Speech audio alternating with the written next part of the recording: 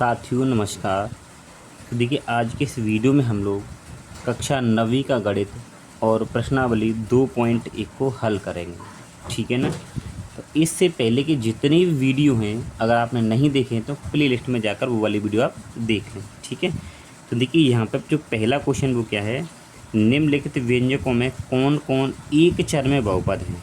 पहले तो हमें ये बताना है कौन कौन एक चर में बहुपद है और कौन कौन नहीं है। ठीक है। और कारण के साथ अपना उत्तर, यानी एक चर में बहुपद है तो क्यों है और नहीं है तो क्यों नहीं है, वो हमें कारण भी यहाँ पे बताना है। डायरेक्ट ये नहीं करना है कि एक चर में है और नहीं है। ठीक है। तो चलिए हम लोग यहाँ पे स्टार्ट करते हैं। तो देखिए पहले प्रश्न को मैंने यहाँ पे लिखा है। ठीक। तो प्रश्नावली 2.1 NCERT मैथ कक्षा 9। तो पहला प्रश्न ये है। तो देखिए प्रश्न को जानने से पहले यहाँ पे कुछ छोटे छोटे पॉइंट्स हैं वो आपको पता होने चाहिए। ठीक। देखिए मैंने क्या लिखा है, बहुपद की होने की शर्त। अगर कोई व्यंजक बहुपद है तो उसके होने की शर्त क्या क्या है। तो देखिए शर्त क्या होती है, बहुत ध्यान से आप लोग देखिएगा। बहुपद में प्रत्येक चर की घात धन पूर्णांक, धन का मतलब धनात्मक, पूर्णांक का मतलब एक पूरी संख्या होनी चाहिए। ठीक है। अब पूरी संख्या मतलब ऐसे पूर्णांक यानी कि 0 हो, 1 हो, 2 हो, 3 हो। ठीक है। इनमें से कोई संख्या होनी चाहिए, यानी कि आगे और भी संख्या होंगी 0 1 2 3 4 5 6 7 अनंत तक। ठीक है ना। और यहाँ पे वो कैसी होनी चाहिए, धनात्मक होनी चाहिए, यानी कि प्लस वाली संख्या होनी चाहिए और एक पूर्ण संख्या होनी चाहिए, तब हम कहेंगे कि वो एक बहुपद है। ठीक है। अब ये कह रहा है कि एक चर में, तो वो जैसे मान लीजिए मैंने लिखा x + 2, तो ये बहुपद है। अब एक चर में है क्योंकि इसमें केवल क्या आया है, x आया है। ठीक है। अगर मैं लिख दूं x + y और +3, तो इसमें आप चर देखिए, एक ये वाला चर है और एक ये वाला चर है, तो इसमें तो 2 चर हो गए। ठीक है ना। तो ये हमें सब यहाँ पे बताना है। ठीक। तो चलिए अब क्वेश्चन को करके थोड़ा सा और समझते हैं इनको अच्छे तरीके से। देखिए सबसे पहला वाला जो क्वेश्चन है उसको देखिए। तो ये क्या है कि 4x² - 3x और +7। ठीक है। तो हमें बताना ये एक चर में बहुपद है कि नहीं। तो देखिए आप यहाँ देख पा रहे होंगे कि ये x की घात क्या 2 है और यहाँ भी x है, तो x के अलावा और कोई चर तो है नहीं है, तो ये एक चर में क्या है, बहुपद है। ठीक है। क्यों है, क्योंकि आप देख रहे हैं कि देखिए यहाँ पे x की घात क्या 2, जो एक धनात्मक संख्या है, और यहाँ भी आप देख रहे हैं x की घात कुछ नहीं है तो 1 मानेंगे, तो वो भी एक धनात्मक संख्या है। तो हम यहाँ पे लिख देंगे यह है एक चर में बहुपद है। ठीक है ना।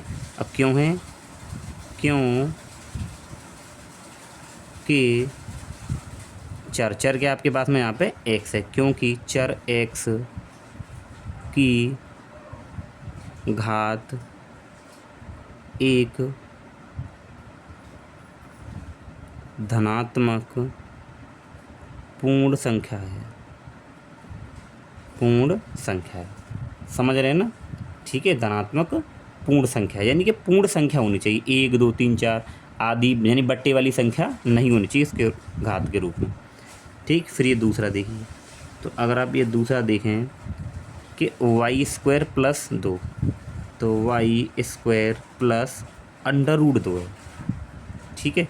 तो आप इसमें ये देखिए जो चर इसमें क्या y, और y की घात क्या है 2 है, तो ये पूरी संख्या ही है और प्लस भी है।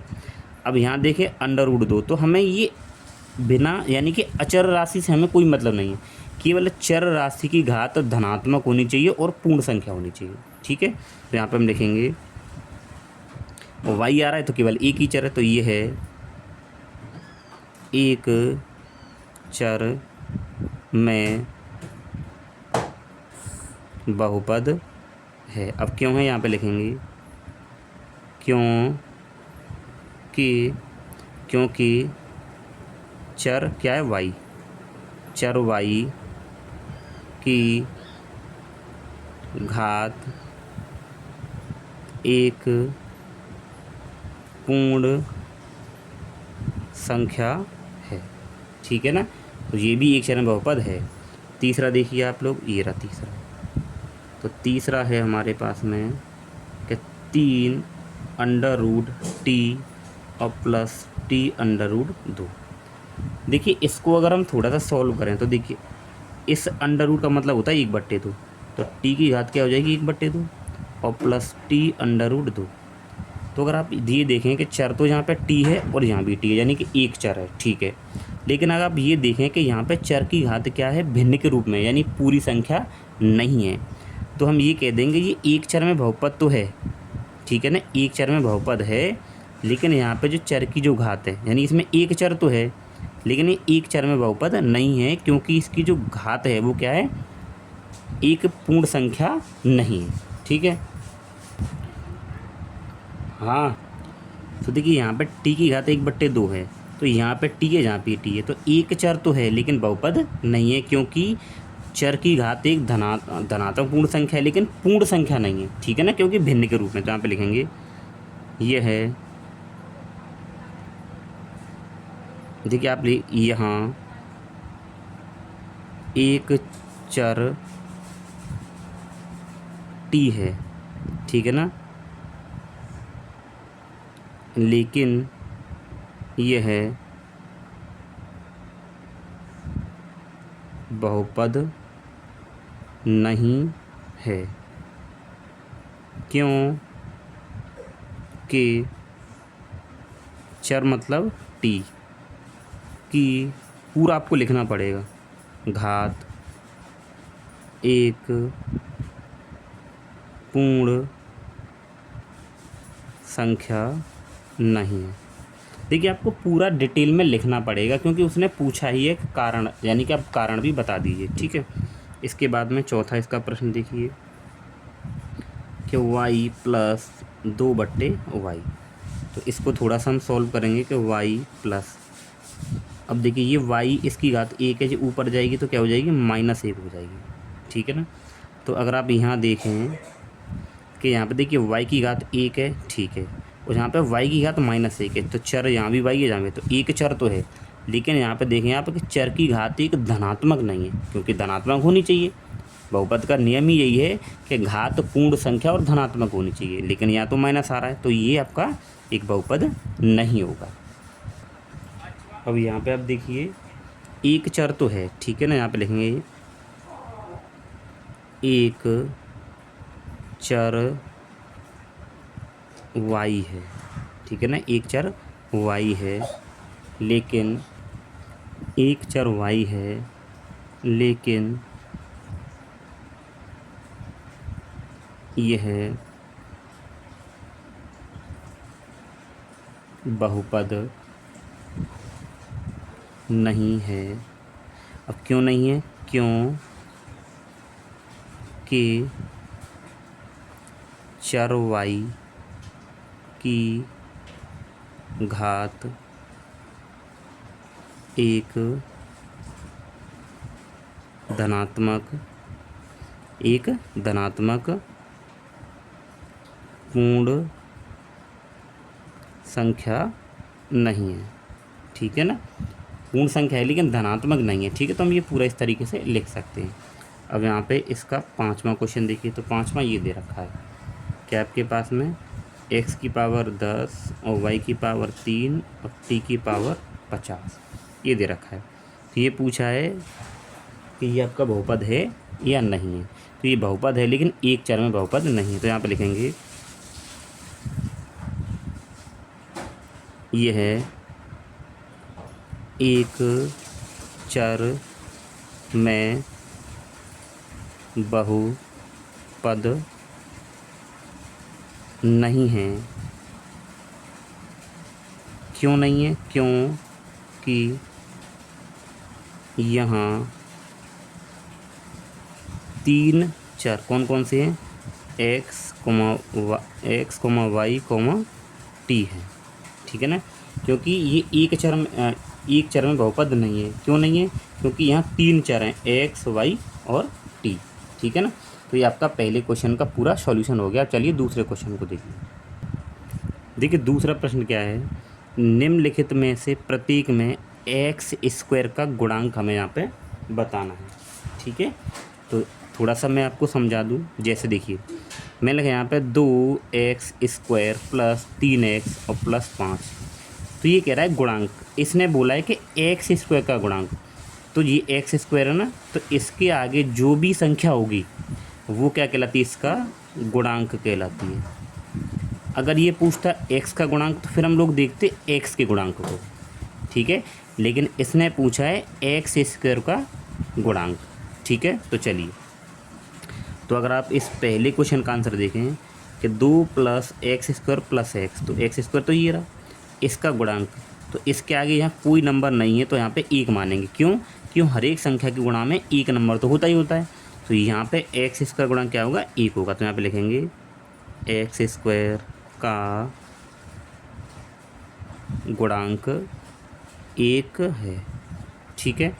यहाँ देखिए, यहाँ पे x² है, अब इसके आगे कोई संख्या है नहीं है, तो यहाँ भी मैं क्या मानूंगा, 1 मानूंगा। तो यहाँ भी हम लिख देंगे कि x² का गुणांक। लेकिन यहाँ आगे माइनस है तो मुझे माइनस भी लेना पड़ेगा। जैसे यहाँ प्लस था तो प्लस तो हम लगाते ही नहीं है। तो यहाँ पे क्या है, ये पूरा जो होगा इसका ये गुणांक कहलाएगा। तो x² गुणांक क्या है, -1 है। कितना है, -1। तो यहाँ पे लिखेंगे x² का गुणांक -1 है, ठीक है।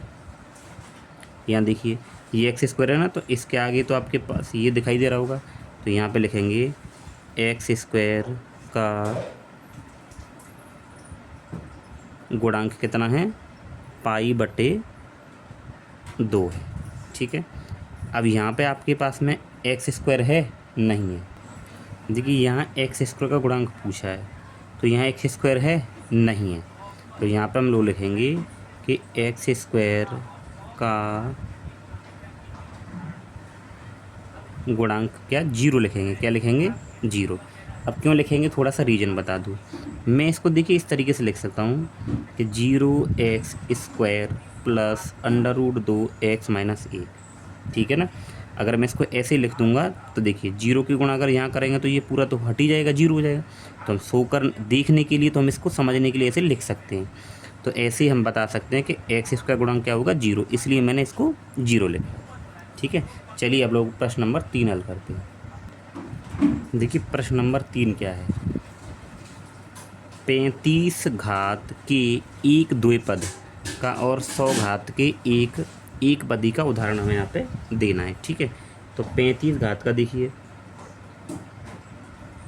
35 घात का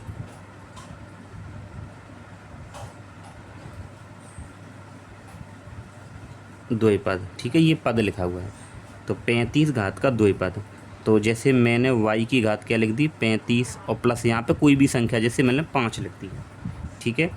तो उसने पूछा है घात 35 होनी चाहिए और 2 पद होनी चाहिए। तो देख घात 35 हो गई और 2 पद हो गए, 1 जीरा 1 जीरा, ठीक है। तो ये इसका आंसर हो जाएगा। आप यहाँ और भी लिख सकते हैं, क्या, जैसे मान लो आप लिख दें z⁻35 और प्लस 10, ये भी सही है। यानी आप कोई सा भी चर ले सकते हैं, उसकी घात 35 रखनी है और यहाँ पे कोई भी संख्या रख दीजिए, तो वो 2 पद बन जाएंगे, ठीक है। जो भी आप लिखना चाहें, तो इन दोनों में से कोई सा भी आंसर मान सकते हैं। दूसरा कह रहा है 100 की घात, यानी कि 100 की घात के एक पद का, ठीक है। तो यहाँ पे लिखिए 100 घात का एक पदी, 100 घात का एक पदी, जैसे मैंने यहाँ पे लिख दिया कि y की घात 100, ठीक है। या आप मान लीजिए a की घात 100 लिख दीजिए, या आप z की घात 100 लिख दीजिए, समझ रहे हैं ना। तो ये सभी क्या हो जाएंगे, 100 घात के एक पदी हो जाएंगे। y की घात 100, तो ये पूरा एक पद हो गया ना। ये आप तो ये लिख दीजिए या ये लिख, 3 उदाहरण, उसने केवल एक उदाहरण पूछे, मैंने आपको 3 बता दिया। आप कोई सा भी उदाहरण इसमें से मान सकते हैं, या तो आप इसको मान लीजिए या इसको मान लीजिए या इसको मान लीजिए, कि 3 उदाहरण दे दिए, या मैंने 2 दे दिए, ठीक है। अब चलिए हम लोग क्वेश्चन नंबर 4 को करते हैं।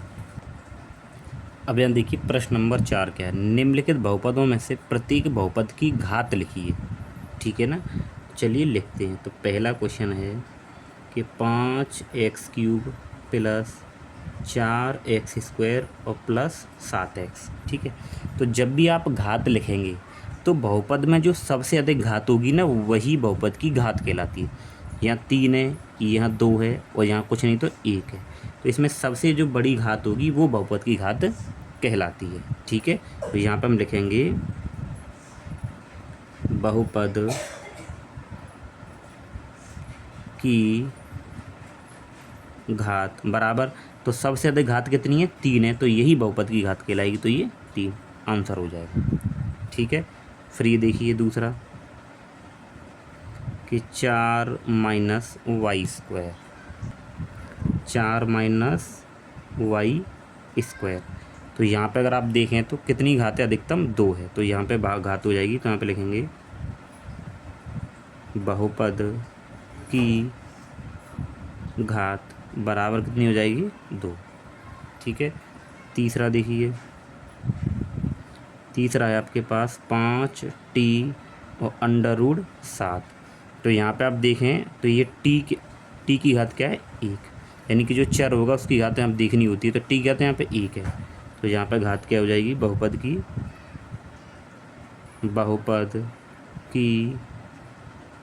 घात बराबर क्या होगी? 1, ये इसका आंसर हो जाएगा। अब ये चौथा देखिए, तो चौथे में हम लोगों को दे रखा है 3। अब यहाँ पे तो अगर आप देखें तो यहाँ पे कोई चर नहीं है। ठीक है ना, जब ऐसा क्वेश्चन आए तो हम लोग क्या लिखते हैं? 0 लिखते हैं। यहाँ पे लिखेंगे बहुपद की घात बराबर क्या लिखेंगे? 0। ठीक है, तो ये हो गया आपका चौथा क्वेश्चन, यानी कि आपको बहुपद में जो सबसे अधिक घात होगी उसको देखते हैं, वही उसकी घात कहलाती है। ठीक है, तो चलिए 5वां प्रश्न करते हैं। देखिए, अब इसके बाद में हमारा इस प्रश्नावली का लास्ट क्वेश्चन है, प्रश्न नंबर 5। बताइए कि निम्नलिखित बहुपदों में कौन कौन बहुपद रैखिक है, कौन कौन द्विघाती है और कौन कौन त्रिघाती है। ठीक है ना, तो देखिए रैखिक बहुपद में आपको थोड़ा सा बता दूँ, रैखिक बहुपद, ठीक है, तो रैखिक बहुपद वो होता है जिसमें चर की अधिकतम घात 1 हो। जैसे मैं लिख दूँ x + 2। अब यहाँ पे आप देखें चर की अधिकतम घात कितनी है? 1 है, तो ये रैखिक बहुपद कहलाएगा। ठीक है ना, हम इसको एक घातीय बहुपद भी बोल सकते हैं। ठीक, अब द्विघाती कौन से होते हैं? द्विघाती मतलब जैसे x² + 3, तो आप यहाँ देखें चर की अधिकतम घात कितनी है? 2 है, तो ये द्विघाती कहलाएगा। त्रिघाती जिसमें 3 है, तो आप यहाँ देखिए चर x है और ये भी चर है, तो यहाँ पे ज़्यादा से ज़्यादा घात आपको देखनी है, तो अधिक से अधिक घात कितनी है? 2 है, तो जब अधिक से अधिक घात 2 है तो ये क्या होगा? द्विघाती बहुपद। यहाँ पे लिखेंगे द्विघाती बहुपद है। ठीक है, यहाँ पे देखिए अधिक से अधिक घात कितनी? यहाँ तो 1 है, लेकिन ज़्यादा से ज़्यादा कितनी है? 3 है, तो ये त्रिघाती हो जाएगा। तो यहाँ पे इसको बोलेंगे त्रिघाती, यानी ये 3 घात होंगी, त्रिघाती बहुपद है। ठीक है, यहाँ पे ज़्यादा देखिए, यहाँ 1 और यहाँ ज़्यादा से ज़्यादा घात कितनी है? 2 है, तो ये कहलाएगा द्विघाती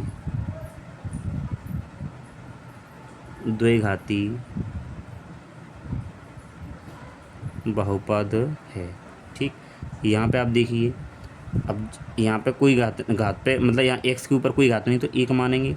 अब यहाँ पे एक घात है, तो एक घात जब होती है तो मैंने ये बताया था आपको, वो रैखिक बहुपद होता है। तो आपके पास होगा रैखिक